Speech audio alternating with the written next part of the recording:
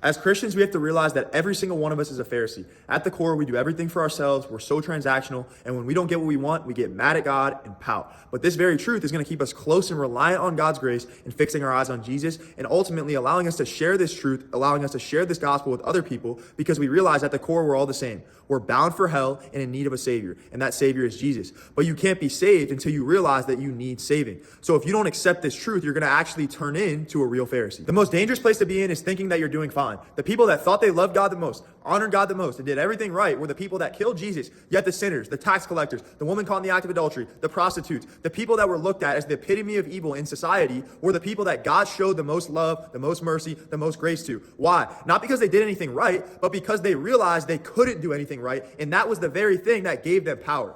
If grace offends you, it's because you have not accepted that apart from Jesus, you can do nothing. You can't go to church without Jesus. Those good works you think you have, you won't have those without Jesus. That relationship you have, you wouldn't have that relationship without Jesus. You still think that you do good enough. You still think that you honor God well enough. So when the scorecard gets removed and you see people receiving grace that aren't half of what you are, you get offended because your blessings become expectations. You think that you're something when you're nothing. God is not in a rush to get you to fix your behavior and fix your actions. He wants you to stop trusting yourself. So he's allowing you to fall into sin still. He's allowing you to fail so you can come to the end of yourself. But when you keep telling yourself, I'm doing better, it's not about perfection, I'm doing well enough, you're actually blocking God's lesson. You're blocking God's teaching. He wants to show you, you need me. Apart from me, you have nothing. So you're not allowing his grace to abound in your life until you accept that you need it. If you just accept that you need it a little bit, then you're never going to fully experience it. You have to accept, oh, I'm nothing from top to bottom. Now, my only resort is God. Jesus cannot set you free if you think that you're doing good enough and honoring God well enough. He can only set you free when you realize you're bankrupt. You don't bring anything to God. You do nothing right.